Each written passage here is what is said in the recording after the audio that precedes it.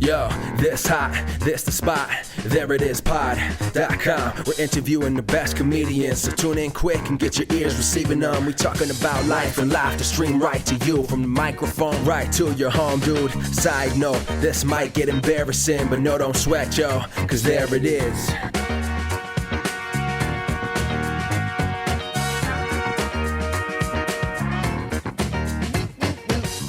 Welcome to the There It Is podcast, a comedy podcast to help you find your inspiration. I'm your host, Jason Farr. Let's do this. Our guest today is writer and satirist Caitlin Kunkel, but first, big thanks to Grace Sofer for supporting the podcast and newsletter. You can too. Just head on over to thereitispod.com and click the support button. We have a Patreon and PayPal. So we've been doing the podcast for a long time, almost a decade, and we have plans for a big blowout live taping of the podcast to celebrate. It's going to be on Saturday, June 6th at Young Ethel's in Brooklyn. Mark your calendars and check back for more details. All right, it's out there. It has to happen. With having so many episodes, when you start saying stuff like, oh, this is one of the best episodes, it gets to be like, is it? There's so many episodes, but when I tell you that this episode is one of the best, I mean it, and it is saying a lot to say that. Caitlin was awesome. We have such a great discussion. It is chock full of insight into satire and comedy. It's definitely a fave of mine. Let's get right to it. Here's my chat with Caitlin Kunkel. I first heard about you through wife of the show, Justina. She had taken a class of yours, and I do want to give people some backstory because you've done a ton of things. But you're from Rhode Island, correct? Oh, very proudly from Rhode Island. I say that now as Real Housewives of Rhode Island has started airing on Bravo, so I feel like my culture is in the spotlight. Yeah, for better or for worse.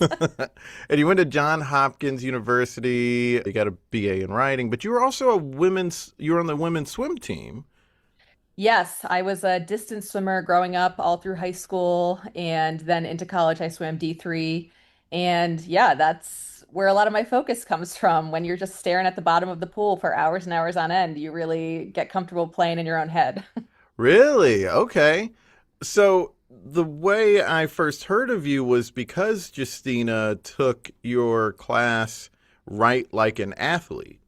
And so, hearing that you were in athletics in school, obviously you were taking from that experience what you could learn and how you could utilize it. Since I didn't take the class, I don't know all of the structure of it or the bullet points behind it, but was it essentially a lot of the discipline that you learned as an athlete or something else or a ton more? What all went behind that thinking? Yeah, so the way I conceive of it is merging sports psychology concepts with creativity practice because I had a very intense high school coach. He was in my head all the time, for better or for worse, shaping my mind.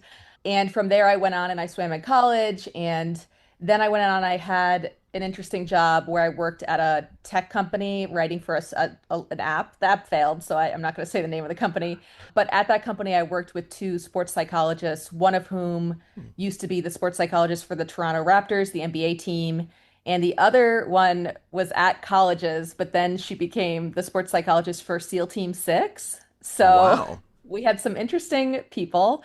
Okay. And the more I learned from them about sports psychology concepts, I was like, oh my God, this is the stuff I've implemented in my own writing without even knowing it, that I learned as like a 14-year-old, like self-talk, prep PPR, pre-performance routines. I had been doing all those in my creative practice, but I didn't realize, I think, how intensely I had infused my own work with this stuff until I started to work at this company and have them break it down. And I was like, oh yeah, I know this stuff. I've learned this before. I'm not a sports psychologist, but I have had psychologists take the class and say that I'm accurately citing the research, which makes me feel good because I would not say research was my forte in college. So.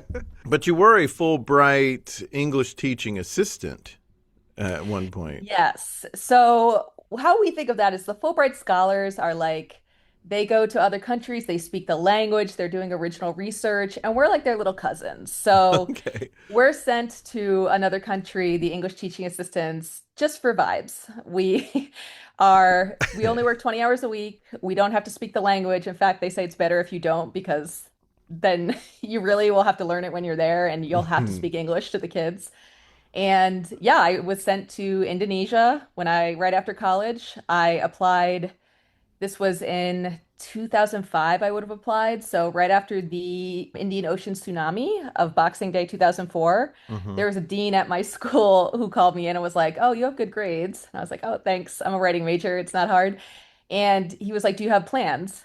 And I was like, "No, again, as a writing major, I have no plans." And he was like, "You should apply to go do this in Indonesia because no one's going to apply because they just get hit by a tsunami." And I was like, "Oh, okay. Thank you, Dean." And I applied, and sure enough, they took 22 of us and just dropped us in Jakarta for 6 weeks while we learned both how to teach and basic Indonesian. And then they shipped us off all over the archipelago. So then I went and lived in East Java for a year, and I taught at a Muslim public high school with very little training. Wow. What an experience. Yeah, it was my baptism by fire of teaching, which I think, Yeah. again, a lot of that I didn't realize how much it infused my teaching style until people are like, "Oh, you're so animated." It's like, yeah, I used to teach, 16-year-olds when I was 22 and we didn't speak a shared language. So there was a lot of gesturing going on. Yeah, so all these things are really blending together for you at a young age. A young age, and I grew up in a house where my mom is a nurse and my dad is an economist, but we had a lot of, mental health stuff going on. So we always used a lot of humor, a lot of dark humor, gallows humor at home. And then when I was in Indonesia, I used humor a lot with the kids because we had to connect with each other. And there was a lot of comedy there. Like basically, they were expecting a certain type of person. They were like, an American does whatever they want, they're goofy. And so I kind of started to play into that. Like I would walk on my hands around the school. We would play like a lot of games with each other. I had one class where now I think this is a little culturally insensitive, but at the time I was like, "Oh, guys, like growing up when I took French, they were like, "Oh, pick a French name." So I got there and I was like, "Hey guys, pick an American name, whatever you want, and I'll call you that the rest of class." And then I left the room, huge rookie mistake. Oh. And when I came back in, I had 45 classes of 10 students, which also is way too many. 44 of the kids had chosen LeBron James, and the 45th one chose Kobe Bryant. Wow. And I was like, okay, I can either back down or I can go all in. And I just numbered them all, LeBron 1 through 44, and they wore name tags all year. And I'd be like, LeBron 23, what's up, my man? That's what I was about to say. Was like that one who got 23 was probably happy. And then Kobe, clearly they've been trying to play a prank on her by leaving her out. And I was like, Kobe, you're my girl. Like, sit up at the front. And so I think just like the absurdity of the situation, a lot of the time I started to really key into the comedy of it. Also, it's a huge culture shock, right? It was a Muslim public high school. I, at Hmm. that point, had been raised Catholic, although I had left the church. We would do things like practice going on the Hajj. And I'd be like, yeah, sure, I'll practice going on the Hajj with you. Why not? Like, it just, the kids were great. They were really funny. They were super smart.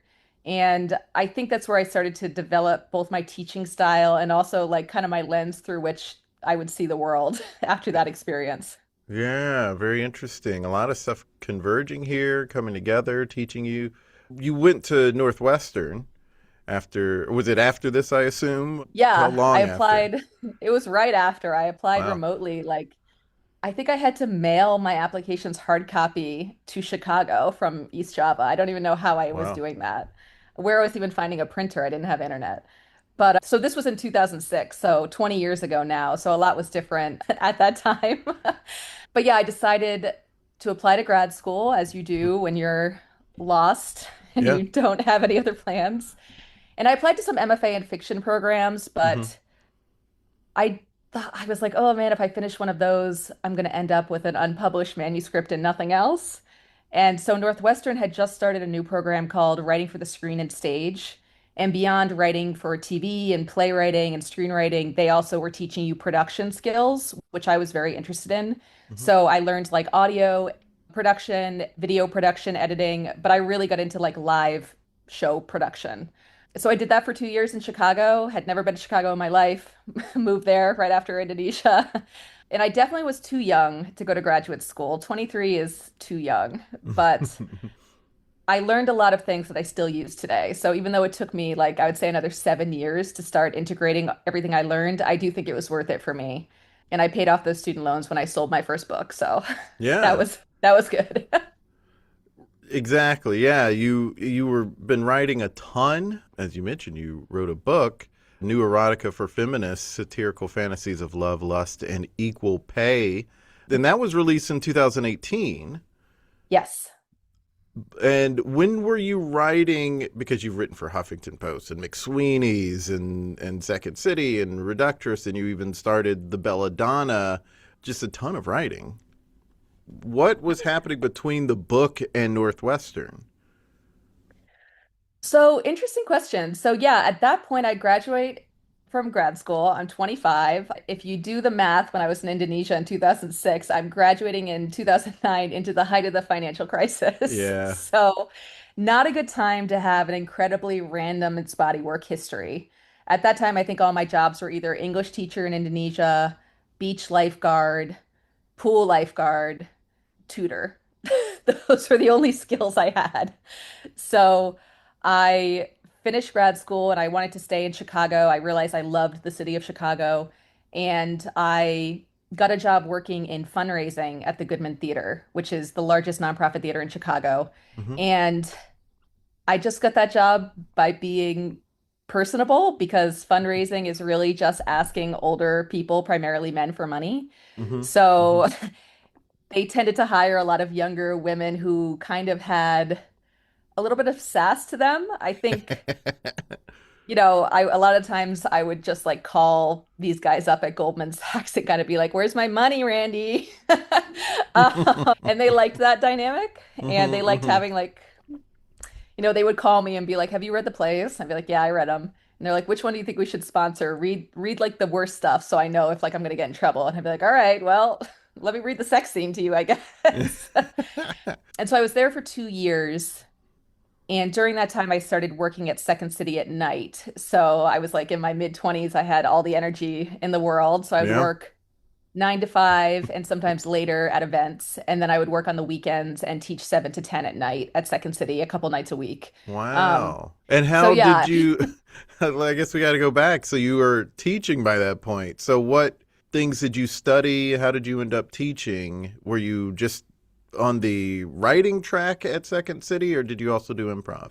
So I took the second at the end of Northwestern, they give you like a personal development grant, and I used my $5,000 to go through the whole sketch program at Second City, which takes a Awesome. year. Hmm. And you do sketch one, two, three, four, and then sketch five and six, you produce a show. Hmm. So you have like a director who's a faculty member, you have your cohort you're with, you go through the casting process. Like, who was in my show? I think Chris Red was in my show, who went on to be on SNL. So, Yeah. like, good people were at Second City. And they act in your student show. It runs for a month at one of the theaters that has like 100 people. You do the sound cues. I got really into sound cues during that time, and I went on to do that for a while afterwards. But the way I got into teaching was I had taught in Indonesia, and then at Northwestern, I had taught undergraduates screenwriting. And Hmm. so my graduate program had a focus on teaching you how to create a curriculum, which is truly a love of mine. Curriculum design is very nerdy, but very exciting intellectually. And so I had that experience and I just reached out. I was a huge cold emailer back in the day. I do it a little less Hmm. now. I just emailed the head of the training center and was like, "What's up? We've never met, but here's my credentials. I've gone through the sketch program. I want to teach you the sketch program, and I think you have openings for classes on your schedule." And I ended up writing a class for them called Story for TV and Film Oh, about how nice. to take people who had written sketch and help them come up with ideas for longer works. Hmm. And so they were great. They hired me and I taught, I think, only one session of sketch one. And then I went on from there to teach classes I wrote. And I've actually never taught a class I haven't written since then. And Oh, that was back in 2011. So 15 years, I've only taught things that I wrote myself. awesome. And then, yeah, I was doing that at night. And producing sketch shows in Chicago as well. I would write on my lunch breaks at the Goodman, sitting like in the mezzanine, which was nice. And you'd been And then freelance writing since 2009. So you were doing that at the same time. Like you're doing stuff with McSweeney's, I presume. I didn't get my Obviously, first second. McSweeney's piece until 2012. So I was clearly trying, I was Hmm. trying to get in though, but I was getting a lot of rejections Yeah. because one of the classes I went on to write for Second City is called Writing Short Satire for the Internet because I Hmm. had no idea what I was doing. And at that time, the only people who learned this stuff really in college were people who went to Harvard and wrote for the Lampoon, Hmm. or some of the other like famous, like Syracuse has a satirical paper called the Kumquat. Like there are some schools that have an established tradition of satirical papers, Hmm. and those kids would come out knowing this form, but Right. But it was I hard did not. otherwise because I mean, one of the things I was going to ask was how you got into satire. So this is that story. Okay. Now we're getting Yeah, into it. I got into it because when I was writing in grad school, like I said, I was in the MFA for screen and stage, so I was writing screenplays. And I was like, ooh, I am writing drama, baby. Like, this is the hardest, freshest drama. And people would laugh a lot. And I was like, this is not supposed to be funny. Why are you laughing? Why do you think that was what happened? I think at that point, first off, I had absolutely no control over tone. So I was inadvertently putting things in that were funny. But I think, like I said before, my worldview had started to skew toward the absurd, Mm. and I didn't understand that. I thought I was writing the way everyone saw the world, and they were like, "Girl, you're crazy." And I was like, "Really? Am Yeah. I?" Yeah. So it wasn't until I spent 2 years and $80,000 on graduate school that I went to Second City for the first time and I saw a review and I was like, oh my God, it was satire. That's what I've been trying to do. Wow. And I didn't even know what it was. And so then I went into like a deep dive of studying it and realizing that's why I loved Monty Python and the Holy Grail so much growing up. I would watch that movie like every day on VHS after school. Yeah, And that's great. So the ideal partner is, is what you're describing. No, I in college I used to say if someone doesn't like that movie, I don't know if I could date them. And a friend of mine, one of my best friends, was dating this girl and he showed it to her and she did not like it. And it kind of was the beginning of the end for him. And I was like, wait, she's amazing though. But it she's is great. yeah, like I said, it's kind of a worldview thing. Yeah. Obviously there's levels to it. Like Hmm. my husband really likes Tim and Eric, awesome show, great job, which is absurd and I don't like it at all. But we both It's an like extremely I Think You absurd Should show, yeah. Leave. Yeah, with Tim Oh, I think you should Robinson. leave. Yes, amazing show. So we meet in the middle there. But Hmm. yeah, it took like seeing satire executed at such a high level. Have you ever seen a Second City review? No, I mean, I guess I did see one here in New York at their Brooklyn Oh yeah, location. they have a New York one now. I've never been there. I, but that was newer. Wasn't I've seen only clips of the old classic review stuff. Yeah, they would do a lot of stuff that was super topical to Chicago. Hmm. And like they would do 9-minute sketches on the teachers union that were so funny. But you kind of They had would, to know. yeah, you needed context. I still remember a sketch I saw that was about how like racialized and segregated the city is, but all done through like talking about the Cubs and the White Sox. And I won't say the language they were using, but it was Yeah. astounding to see this stuff. These like big issues, which I had been trying to write in drama, like couched in comedy. And that's when I first started to understand like mapping and context and all these things I now have words for. I did not at the time. I was just like, what? How, like at the end, I'm like, oh, they're saying blank about the teachers union, but I was laughing all 9 minutes. Like they weren't Hmm. just like lecturing at me. Um, Interesting. Yeah. so I got really, like I said, I started to go down the rabbit hole and I started studying it. And that's when I started to be like, okay, now I'm seeing there's this short satire being published online. Hmm. Because what happened next in my career is I met my husband. I guess that's part of my career. We were both in Chicago. He was getting a PhD in physics at U Chicago. So we were doing the classic physicist comedy writer partnership. And he got a job at Intel in Portland, Oregon, right after, and they held the job, and he could start right after we got married. So I basically worked at the Goodman and did Second City. We got married, and then 2 weeks later, we moved across the country to Portland, Oregon, a Wow. place again I had never been. Hmm. And it ended up not really being for me. I think I'm one of the only people who moved there and was like, I don't think so. But what happened when I got there is there was not a huge sketch scene. There was some cool stuff going on, and I did end up doing a bunch of sketch shows there. I taught sketch in person. I met great people. But when I first got there, I felt very isolated because he was working a night shift. I had no friends. And I started to look around online, read McSweeney's a lot. And then I somehow got hooked up with Bill Oakley, who was one of the Hmm. showrunners of The Simpsons in the early seasons. Hmm. And I had a call with him, and he was like, okay, here's what you should do. And at that time, I was like very desperate for someone to just tell me what to do. I was 27. And he's like, you need to try to get into the New Yorker Shouts and Murmurs, get on McSweeney's. You need to be publishing on these internet outlets so that people can see your voice, even though you're not in a place that's like necessarily well suited for comedy right now. Hmm. And he lived in Portland, Oregon at that time, but he was working, I think he still does. And I took that to heart. I was like, okay, well, if Bill said so, that's what I'll do. So I got really into studying those sites. I got on to McSweeney's for the first time, like a couple months after he said that. And yeah, from there, I was like devoted to studying this form. I ended up getting a visiting professor job off Craigslist that my mom sent to me at a school called Pacific Northwest College of Art, which was in downtown Portland.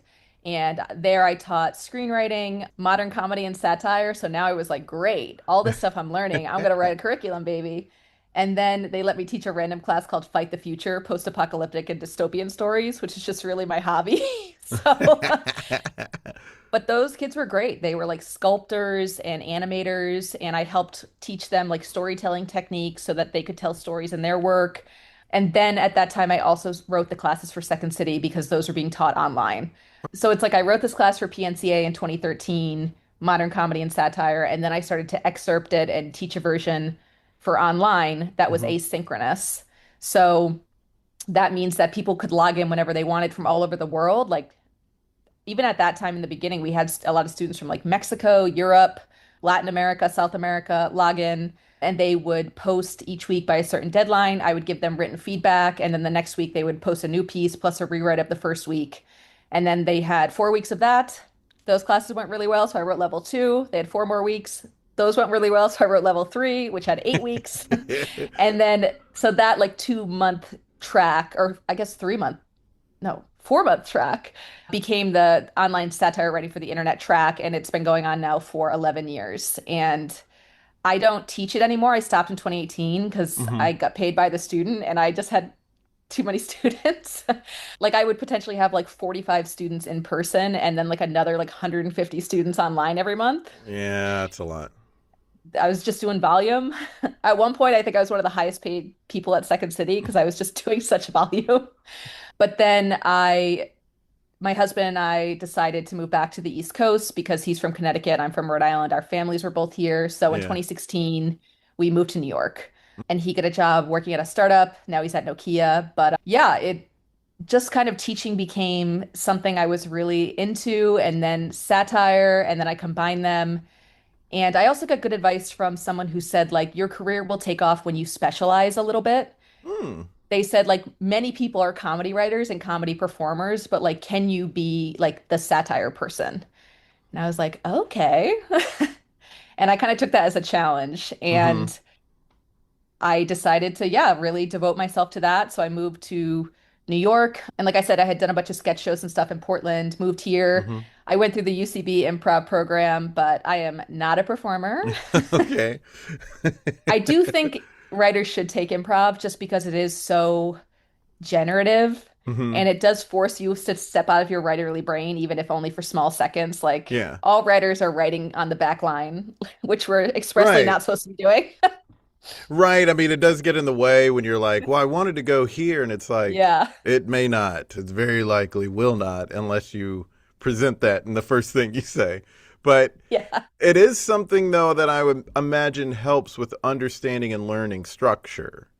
Yes, very much so. I think it's if you want to write short pieces and like I think the game of a scene and the game of a piece are very similar and I think Yeah. it's the fastest way to learn. Like You can break down a million pieces at home by yourself, but learning real time on a stage while an audience stares at you, you will learn very quickly how to heighten and use a game. Or even just structure, just basic premise. Like I had a student Yes. recently that said he was watching SNL and that there was a sketch that sort of opened his eyes to like how they present the idea that is behind the sketch, whether it's like the Mm. game or just like the basic who, what, when, where. And I was like, yeah, like you can learn from these things.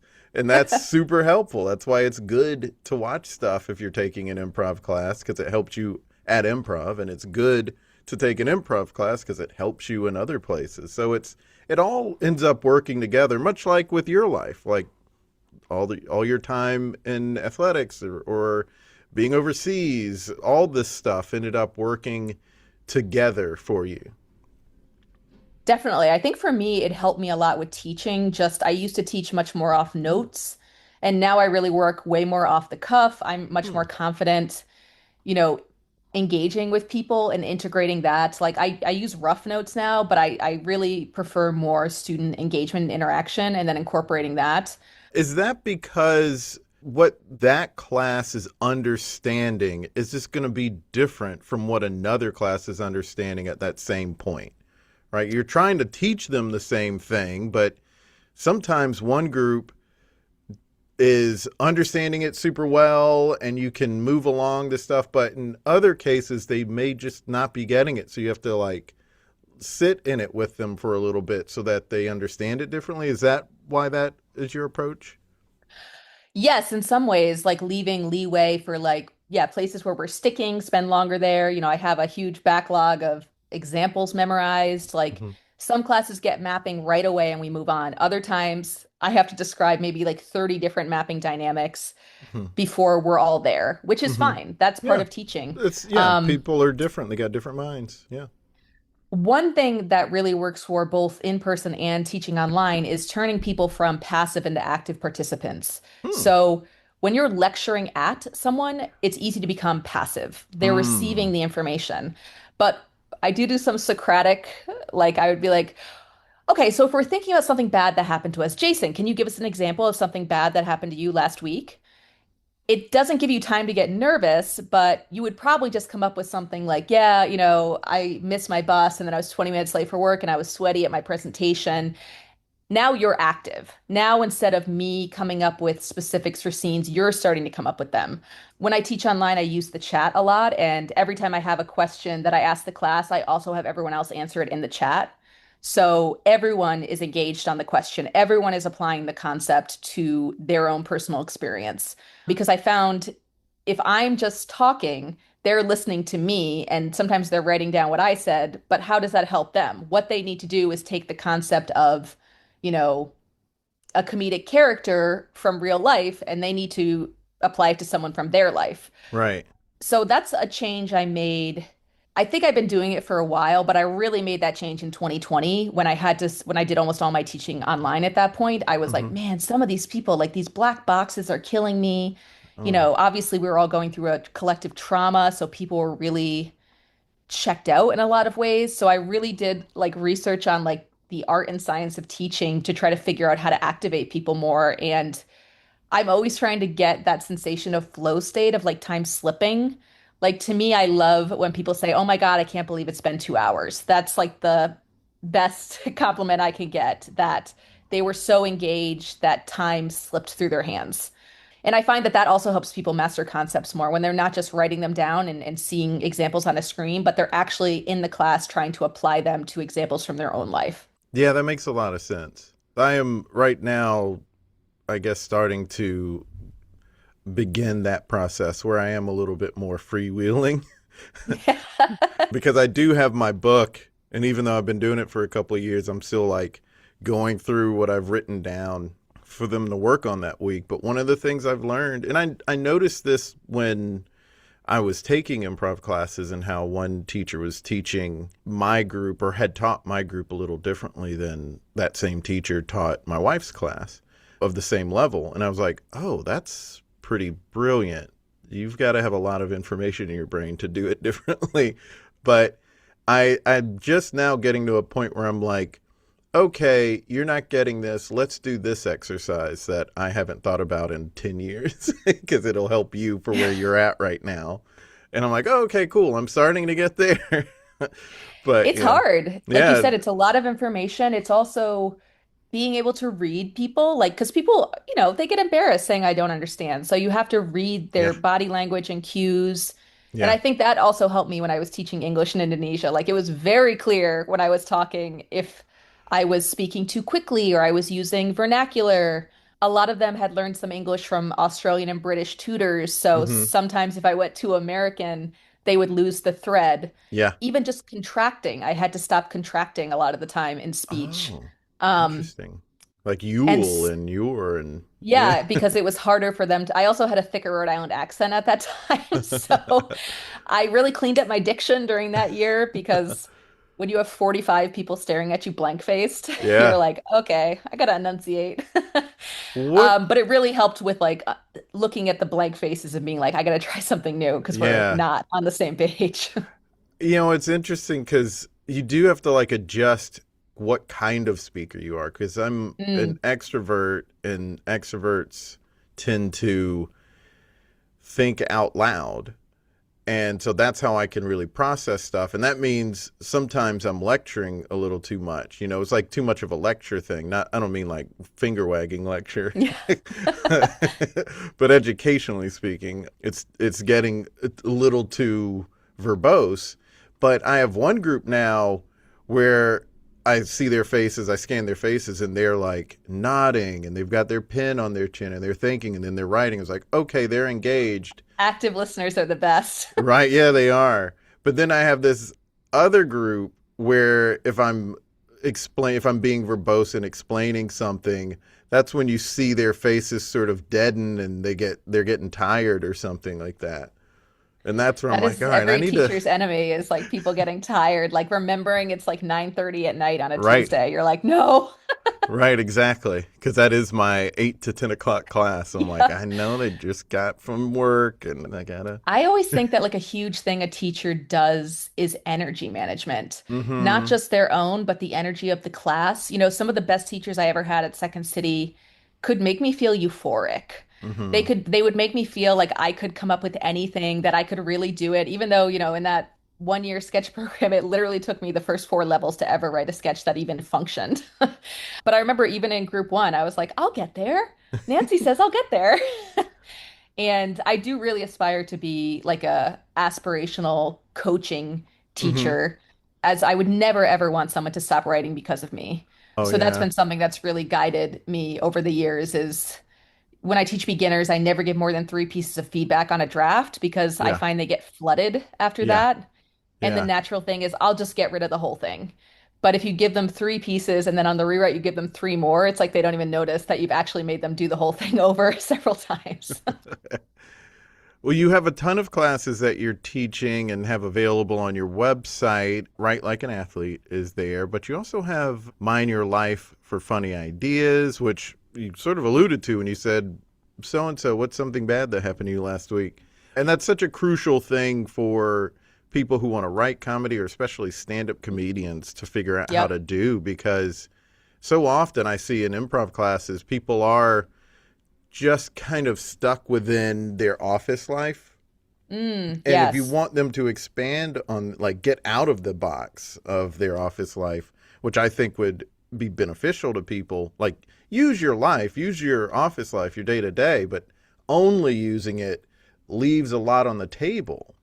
And, what happened when you're traveling to work or leaving work or at the bodega or on the phone with a friend or like all these other things that are happening that people aren't mining. So that's probably a good class to take to learn how to do that for just about any comedian. Yeah. And like I get comedians and normal people, but I also teach a class called Comedy Writing for Comedy for Non-Comedians. non-comedians, Yeah. yeah. So Mind Your Life for Funny Ideas is in the book I have coming out with Elizabeth Sis in August, Inside Jokes. We talk a lot about two of the skills comedians need are both curiosity and Yeah. noticing absurdities. Yeah.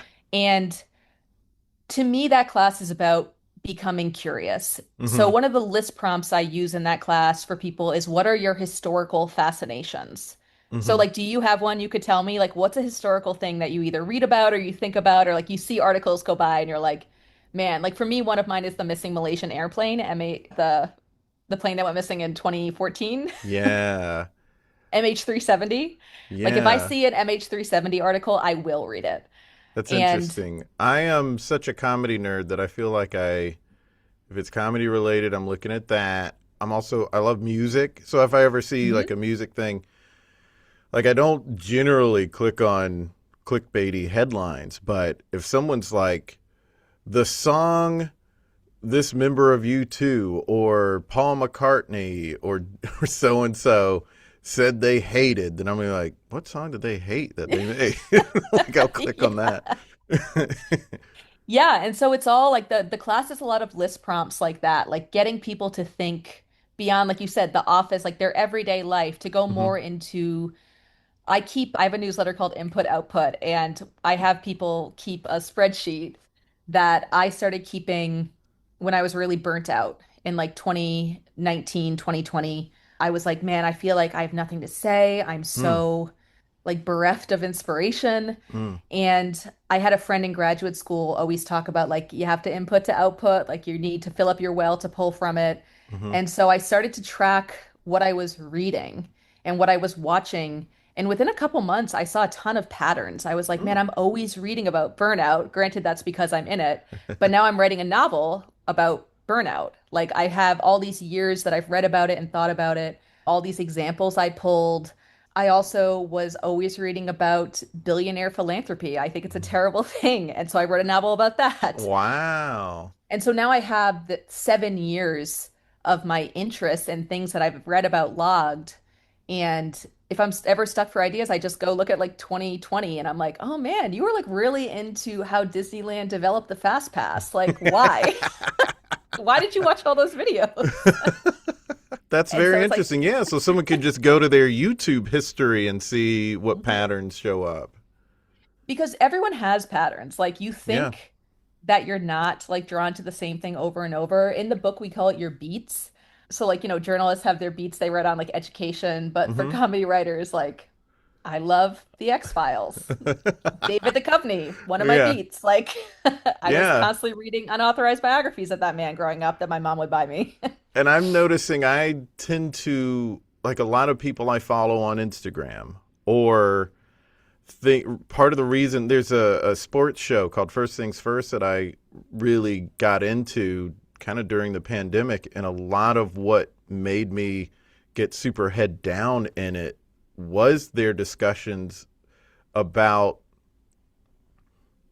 personalities on teams, and Oh, interesting. like how these athletes, when they were traded from one team to another, and what that adjustment was like for them. And they're not really trying to get into the nitty gritty of that stuff, but they will reference it, and then it gets my attention. And then I watch all these people, these celebrities on Instagram, because I'm kind of just curious in how they present themselves based on where they are in their career.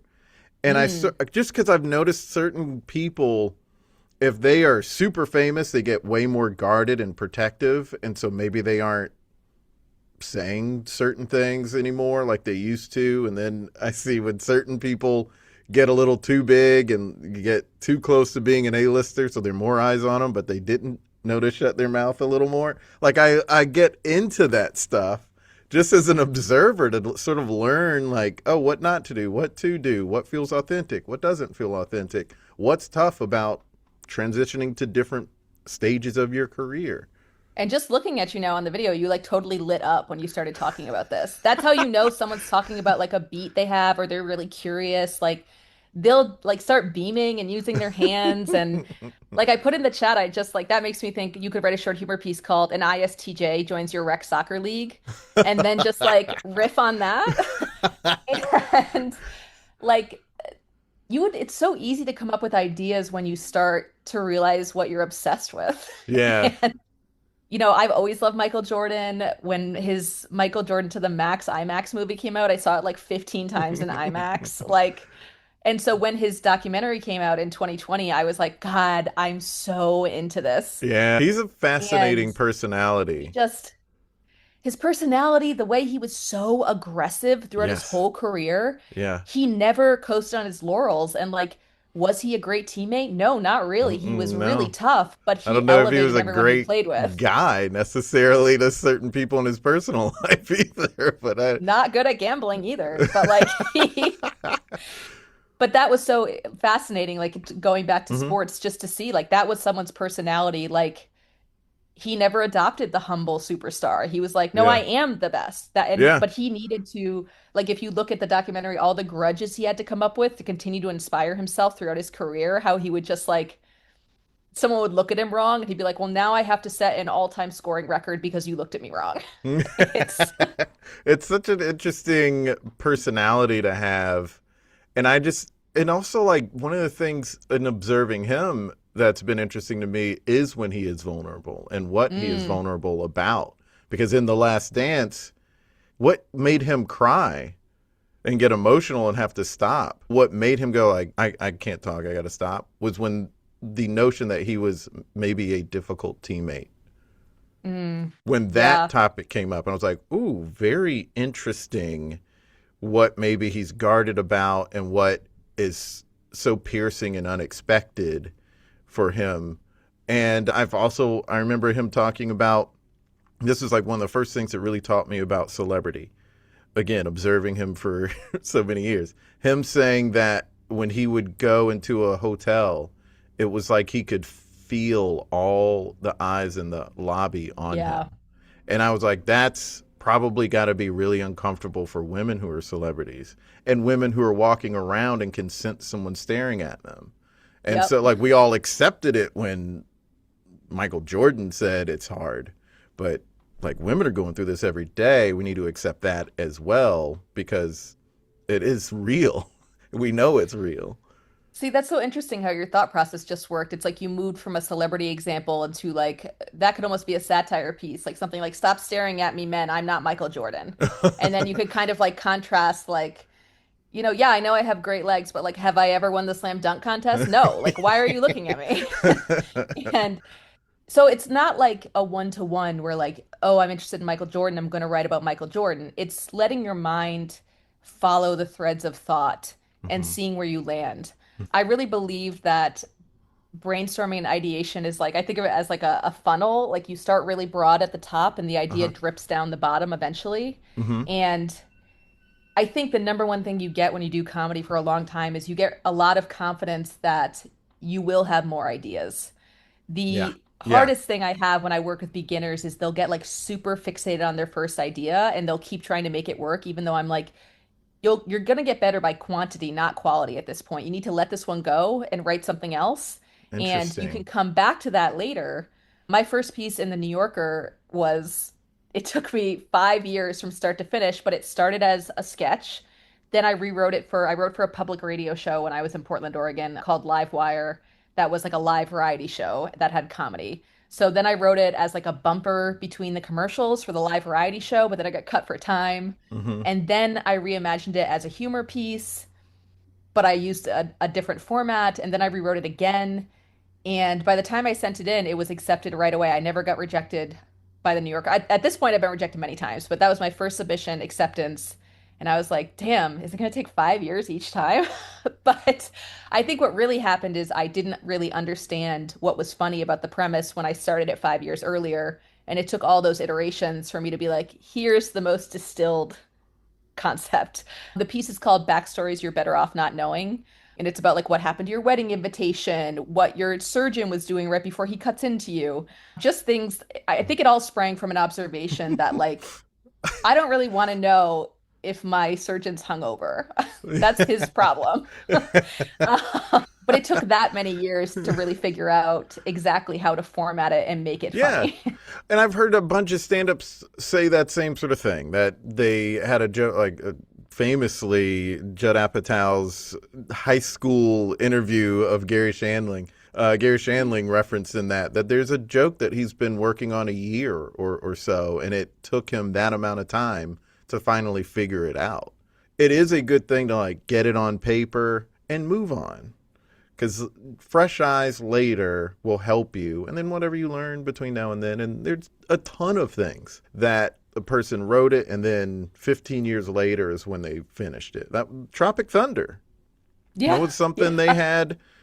Everyone who wrote that, or everyone who wrote the original, like Ben Stiller, they had written it 15 years before that movie came out. And then it was just something they had done a little bit of for many, many years. And then he was like, I got ideas for this again.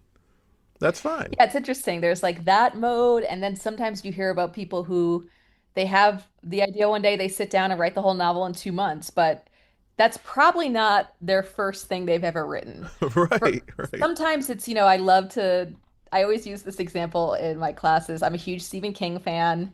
I read him starting way too young. I started reading him at like 8 or 9. I wasn't allowed to watch a lot of TV, but I could read whatever I wanted as long as I like talked to my mom about it afterwards. So I was reading Pet Cemetery Wow. and very rough read at 9. I would definitely not recommend that. But Yeah. he tells a story in On Writing about how when he was writing Carrie, which went on to be his first published book, he had read something in a science, I don't know if it was a science magazine or like a sci-fi magazine about ESP, so extrasensory perception. And he was like, oh, interesting. And he kind of wrote that down and was like, I don't know what to do with this. And then years later, when he was working as, I think he worked as a teacher during the year, and then during the summers, he worked as like a janitor. So he was in a girl's locker room for the first time and he saw a tampon dispenser, which he had never seen. And he was like, oh, I remember from that ESP article, ESP starts at the onset of puberty. And in his head, he had the idea for the first scene of Carrie, the movie and the book, which is Carrie gets her period, and that also starts like her ESP, and the other girls throw tampons at her and scream, plug it up, because they're bullying her.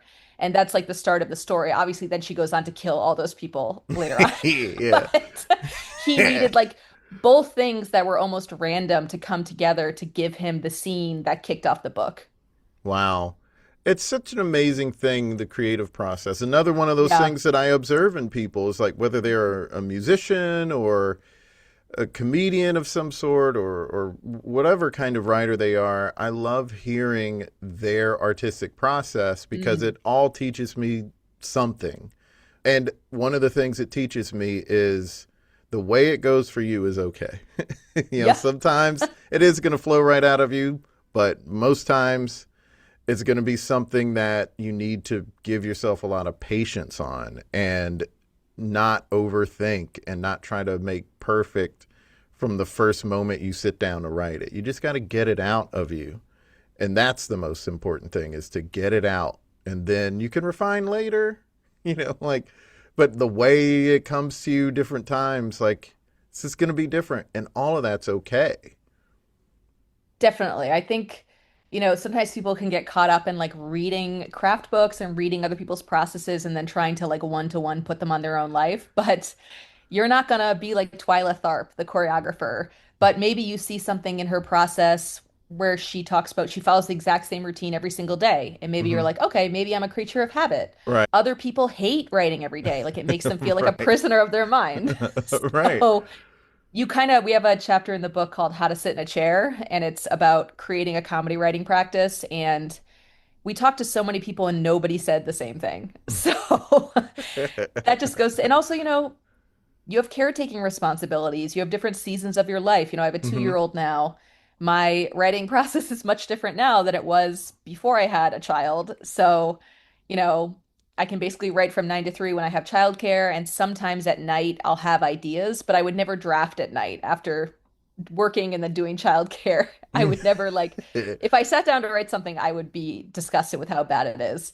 But if I can get some ideas down, then the next morning at 9 a.m., it's like, great, let's go. Like, awesome. And that's which book? Is that the one that's coming out? Yes, it's called Inside Jokes, a comedy and creativity guide for all writers. It's about how to write comedy across, short pieces, parody, satire, funny personal essay, comedic memoir, comedic fiction. We have a chapter called Joking About the Impossible. That's about making things like school shootings and sexual Oh, wow. assault comedic with examples that are funny. Hmm. And then the second part is about a creative writing practice, about how we have a chapter called How to Not Quit, feedback.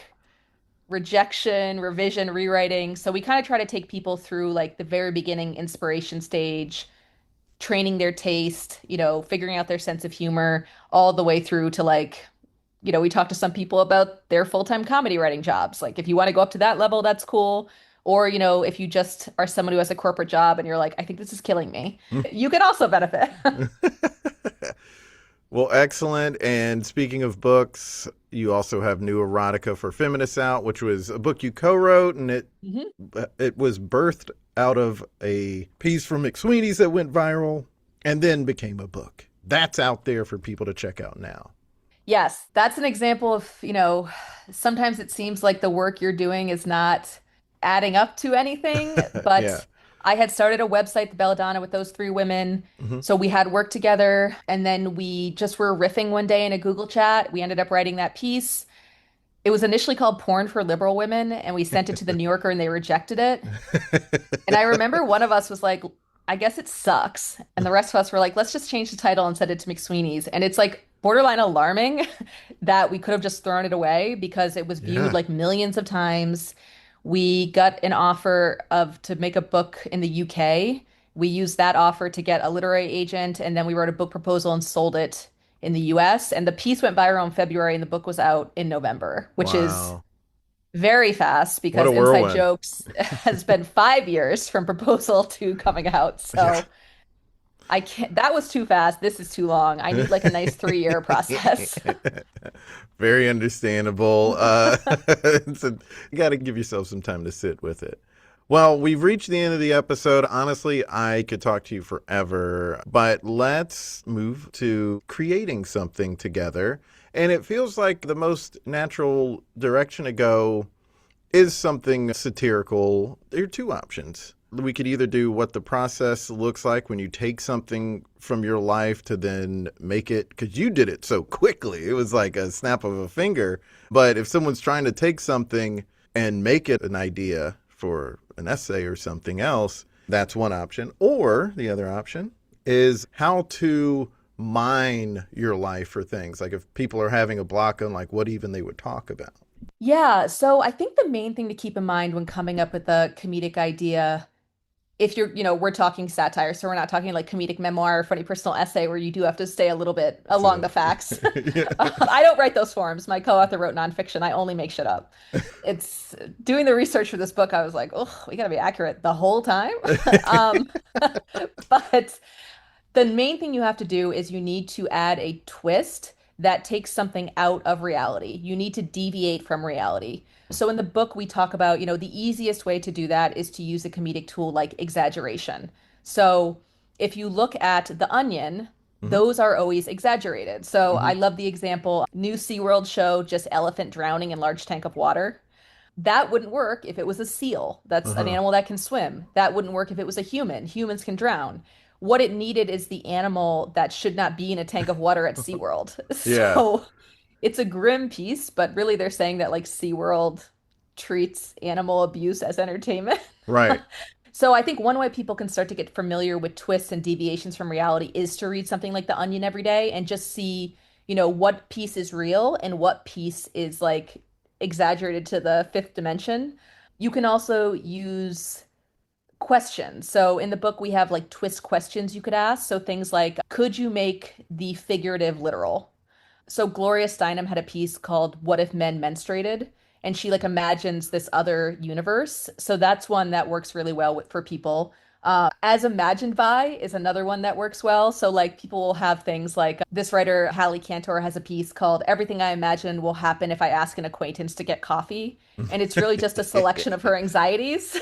Wow. Um, so you need to deviate from reality, and you can do that via, I think we have like 20 comedic tools or asking these questions that are similar to yes, really yes and or if this, then what questions that you would ask in improv. You can ask those in writing too.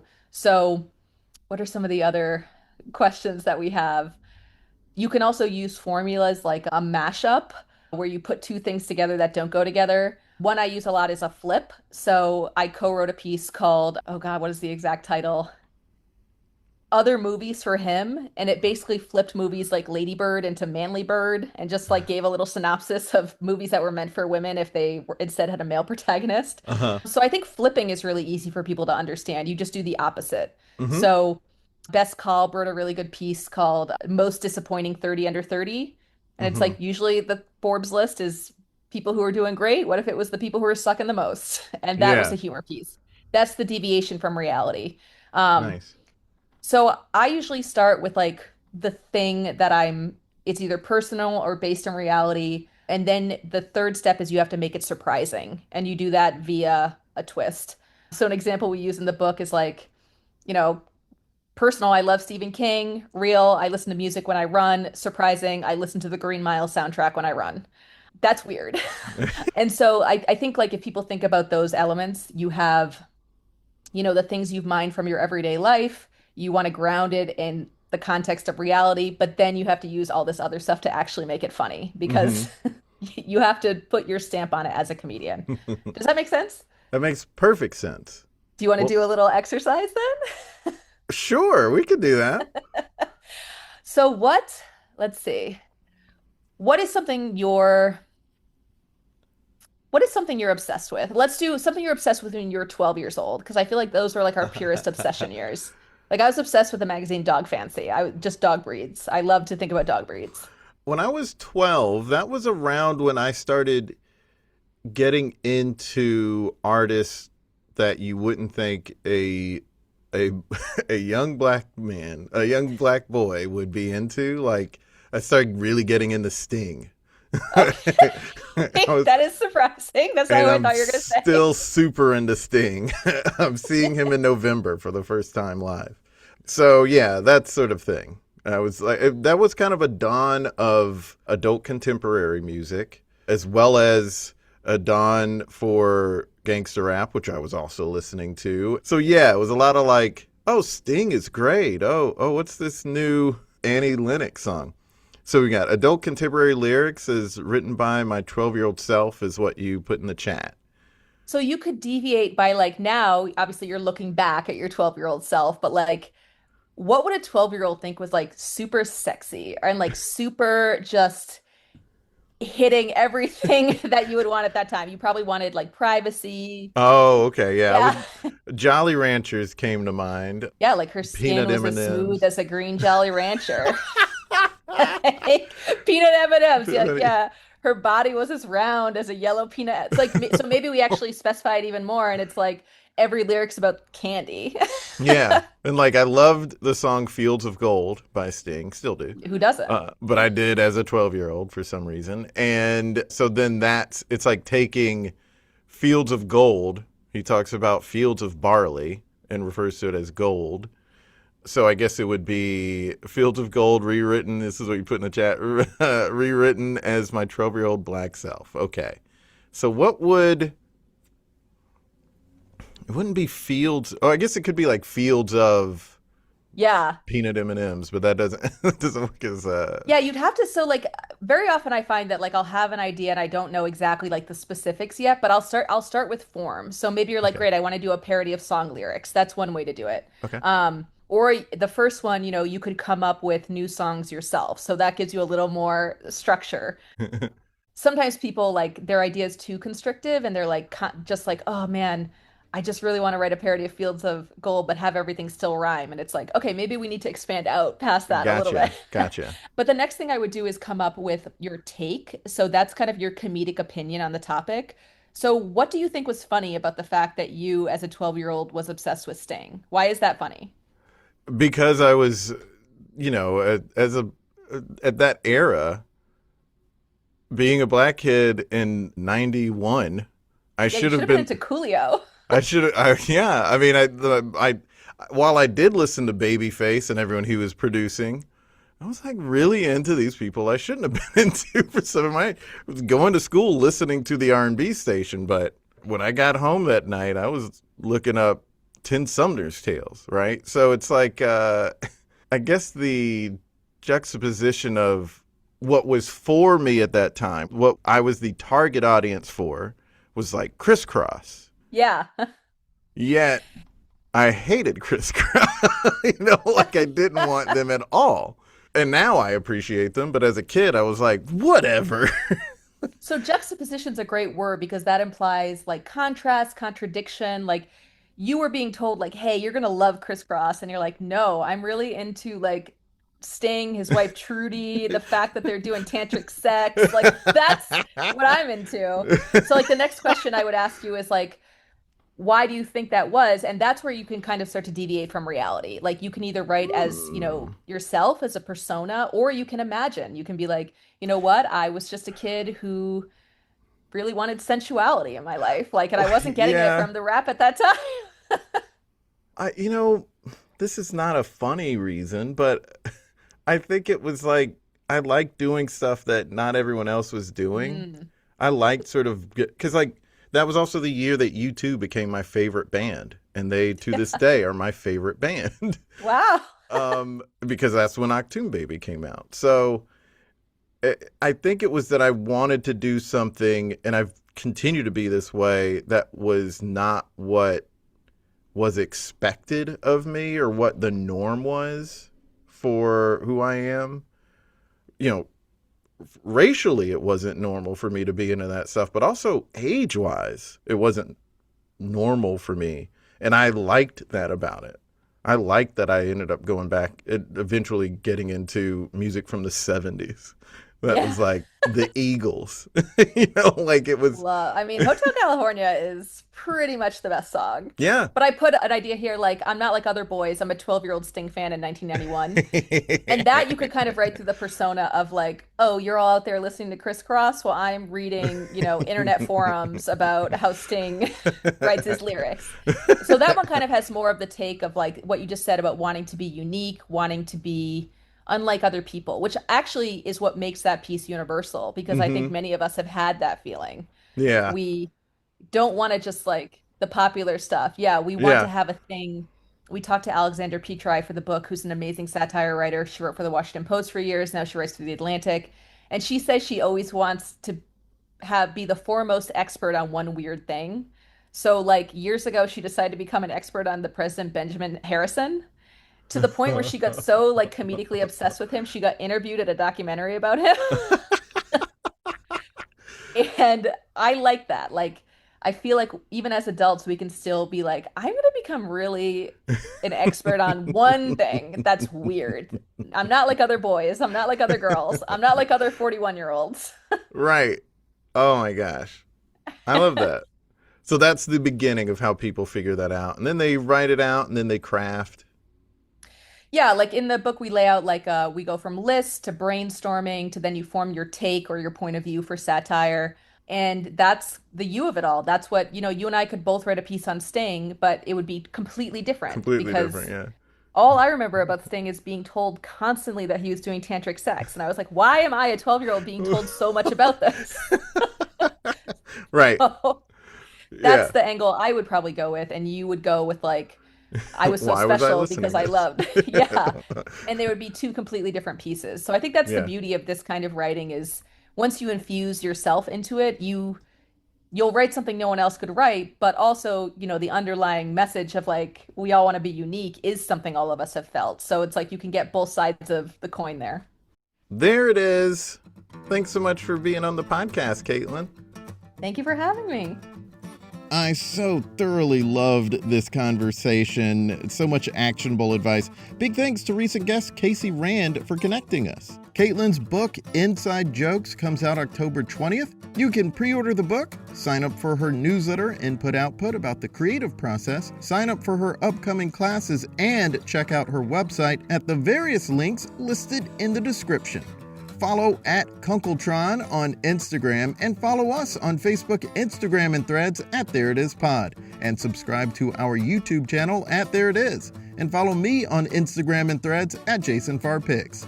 Also subscribe to our comedy lifestyle newsletter and support us if you can. We have a Patreon and a PayPal. Go to thereitispod.com for newsletter and support info. Links in bio. Until next time, be good to each other. It's a moral imperative. The music for the theme song was created by Neil Brooks. The rap was written and performed by Nick Acevedo. The logo for There It Is was created by Jeff Prater. The There It Is podcast is produced by Jason Farr.